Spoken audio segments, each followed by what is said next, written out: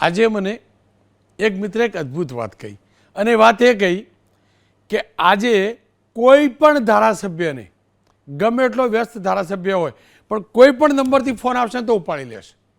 એ અપેક્ષાએ કે ક્યાંક શપથ લેવા માટે મંત્રીમંડળના ફોન આવે ના પડતો લોચો ના પડે. આ સહજ અને સ્વાભાવિક છે. પરમ દિવસે મંત્રીમંડળનું વિસ્તરણ થવાનું છે. મંત્રીમંડળના વિસ્તરણ પહેલાં સ્વાભાવિક રીતે જ જે પ્રક્રિયા હોય છે, સમય નિર્ધારિત થયા બાદ ફોન આવતા હોય છે કે તમારે આવતીકાલે શપથ લેવાના છે, આટલા વાગે રાજમંત્રી તરીકેના શપથ કે કેબિનેટ મંત્રી તરીકેના શપથ. છેલ્લા 2 દિવસથી અલગ અલગ ચેનલ્સ, અલગ અલગ માધ્યમો પર મારા સહિત અલગ અલગ નામ સૂત્રોથી મળે છે, અમે ફ્લેશ કરીએ છીએ. પણ હવે કેટલાક નામ એવા છે જે અનિર્ણિત લાગી રહ્યા છે. અનિર્ણિત નામ છે કુંવરજીભાઈ હળપતિ, હાલ મંત્રી છે. જો કુંવરજીભાઈ જાય તો તેમની સામે તાપી જિલ્લાના જે ધારાસભ્ય છે આવી શકે. પુરુષોત્તમભાઈ સોલંકી, જો પુરુષોત્તમભાઈ સોલંકી મંત્રીમંડળમાં ન હોય તો તેમના સ્થાને હીરાભાઈ સોલંકી તેમના ભાઈ આવે. ઉદય કાનગડનું નામ ચોક્કસથી ચાલે છે, પણ જો ઉદય કાનગડ ન હોય તો આહિર સમાજમાંથી જ ત્રિકમભાઈ છાગા બની શકે છે મંત્રી. આ પણ શક્યતા છે.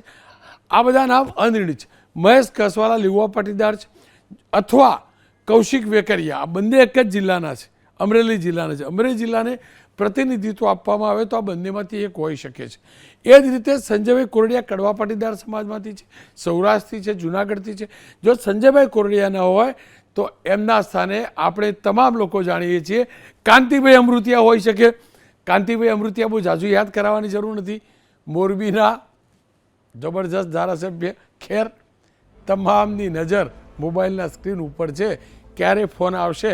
પણ હા કહી દઉં, ફોન આવતીકાલે રાજપાલ સાથે મુખ્યમંત્રીની મુલાકાત અને સમય ફળવાશે, નક્કી થશે કે આટલા વાગે શપથ લેવાના છે, એની જાણકારી આપો. એ વખતે આવશે. જોકે બધા ધારાસભ્યો ટેવાયેલા પણ છે, સમજેલા પણ છે. તમામને ડર એ પણ હશે જેમને પૂરું લાગતું હશે નક્કી ક્યાંક કોથળામાંથી બિલાડું ના નીકળે, નામ બદલાઈ ના જાય. ખેર, નામ નક્કી થઈ ચૂક્યા હશે.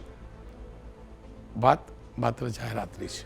શપથ કોણ લેશે એ જ વાત બાકી છે. આશા અને અપેક્ષા રાખું જે પણ વ્યક્તિ શપથ લે મંત્રી તરીકેના, એ ધારાસભ્ય સાચા અર્થમાં બંધારણને વફાદાર રહે. શપથ પ્રમાણે સાચા અર્થની અંદર મારા ગુજરાતના કલ્યાણના શપથ લે અને શપથને સાચા સાર્થક સાબિત કરે. એ કોઈ પણ વિસ્તારના, કોઈ પણ જ્ઞાતિના, કોઈ પણ ઉંમરના, કોઈ પણ પ્રકારના અનુભવના વ્યક્તિ હોય, બસ મારા ગુજરાતનું હિત જેના હૈયે હોય એ જ વ્યક્તિ શપથ લે, એ જ ધારાસભ્ય શપથ લઈ શકે એવી વ્યવસ્થા થાય તેવી કુદરતની પ્રાર્થના.